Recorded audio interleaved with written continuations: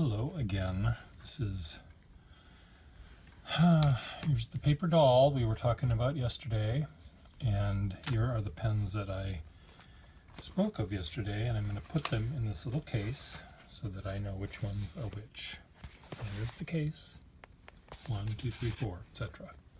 So the first one I showed was a Waterman that was missing a clip and top. That's this one here. And this was the $80 Waterman, and that one has been sold, and I'll figure out who's getting this shortly. I'm doing them by order in which I got the purchase plan. So that's the first one. The second one was the Venus, which no one wanted yet, which was the nice rubbery sort of thing. This was for $50, this one. Waterman was, first one was for $80, Waterman Venus was for $50. The Skyline is for $80, that's this one. No one wanted this one either for some reason, though it's really quite a lovely pen. Good for both, I think, calligraphers and artists. That was $80. And this one was quite popular with everyone. And someone did end up getting this one. I have to figure out how to send it to Romania. And this is a really yummy, I call this the Jackie Gleason one. In the future, I'll be labeling them and numbering them better, so we don't refer to them by Jackie Gleason or the second Sheaffer. They'll be more organized. Waterman, the black Sheaffer for $30. That was this one, and this one is the finest nib I have, which is really great for people that like to draw with fine lines. And I'm going to do a video of fine pens for sale, maybe later today if I have time. So if people love drawing with really, really fine nibs, this is a great pen for you. And there will be others. So that's Sheaffer for $30. That should be more than that, but that's what I said, so that's what it is for the moment. This one is the Sheaffer with a broader nib, and someone wanted this one as well. And nice rubbery point. This was $40. And finally, the last one I showed was a Faber for $15, which was this one. It's a steel nibbed pen, but really quite a lovely pen, made in the 1950s, and pretty sturdy stuff. And this was $15. Not a gold nib, but a really nice steel nib, gold-plated nib. And even this pen, if I had this when I was in college, I would have been very, very happy, because it really is responsive for a steel nibbed pen. Anyway, I will try to figure out who's getting these pens, but at least I know which ones people were talking about. So, and then later on today, maybe I'll talk about this Parker for sale. Maybe this Waterman. Let's do a little teaser right now to get you guys interested. And this Waterman, let's see what this is like. Well, pretty nice. Because this Waterman does not have the plating wears that the other one has, this would be a little bit more expensive. But again, the condition, I try to sell pens as inexpensively as I can, and often that is because I buy and fix pens that do have cosmetic problems. And the cosmetic problems allow me to buy them less expensively and allow me to sell them less expensively after I repair them. But a pen that is not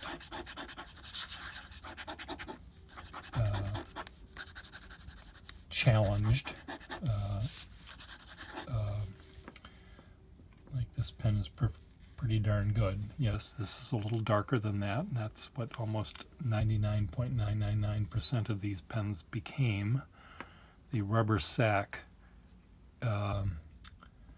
emitted gases on some of these pens that made the barrels darker than the cap.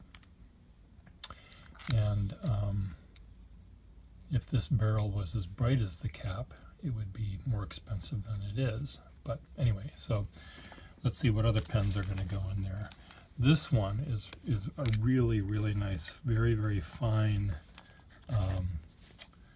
nibbed Sheaffer, and I'm going to have to do my fine pointed pens differently, like really zoom in so you can see just how fine these lines are, because they're really, really, really, really fine.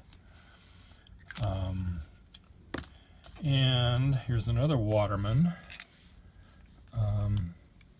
This is kind of Jackie Gleason-y.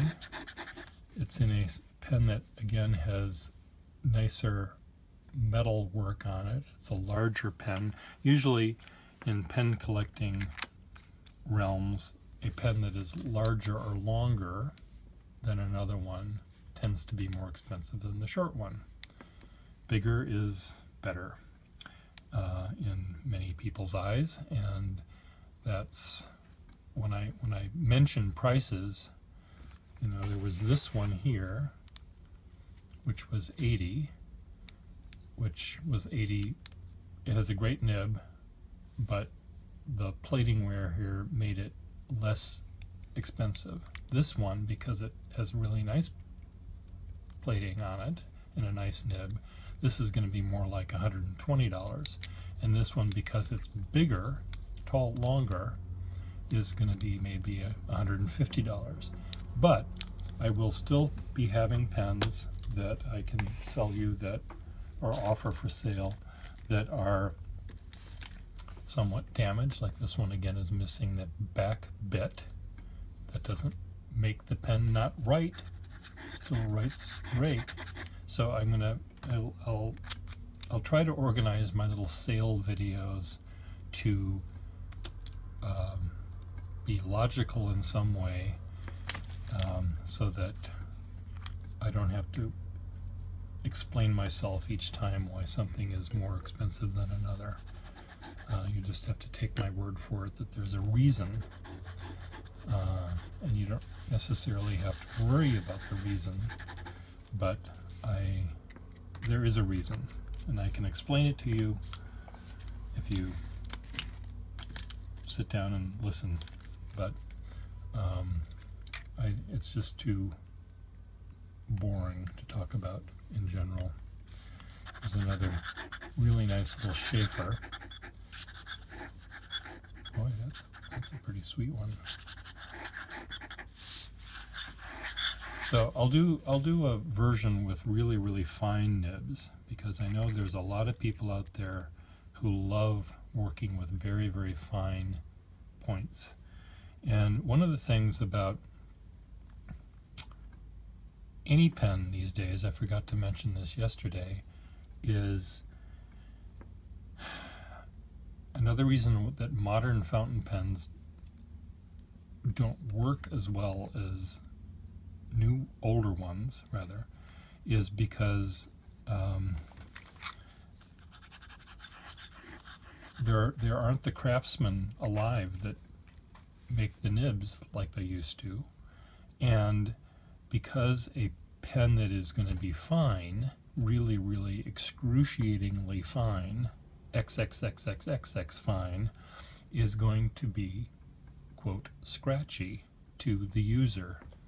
So if you go to a store today and buy a modern pen that's marked extra fine or even extra, extra fine, it's not going to hold a candle to the pens that were made back in the 1930s that were marked fine. Or they weren't even marked fine, they just were fine. You'd go to the pen store, the stationery store, and you'd say, I'd like to buy a pen with a fine point. And they would show you a pen with a fine point. It isn't marked fine, it's just, they would sell you a pen that's fine. And you'd say, no, I want one finer than that. And they'd find a different pen for you. But the point is, that I'm trying to get at long-windedly here, is the nibs are better. They're finer. The fine ones are finer. The broad ones are broader. The flexible ones are more flexible. They're just better. Take my word for it. So anyway, I'll try to figure out who's getting these pens from yesterday, and then I'll try to make a new video with some new pens on it. And I'm going to try to, again, organize them so that you don't have to watch the whole 20-minute video to find the one that you want to buy. I'll try to label them so you'll know beforehand whether you want to deal with them or not. One will be fine points, extra fine. One might be more ones for sketchers, drawers, draftsmen. There might be one that will be less expensive ones, less costly. I'll try to figure them out so that you can more easily understand. And then I'll probably, when a video gets too old, meaning when a video, when I sell all the pens in the video, I'll take it off so I don't get people sad by not being able to buy the pen that they like. I'll remove them. How does that sound? This is a nice pen. Someone's going to want this one.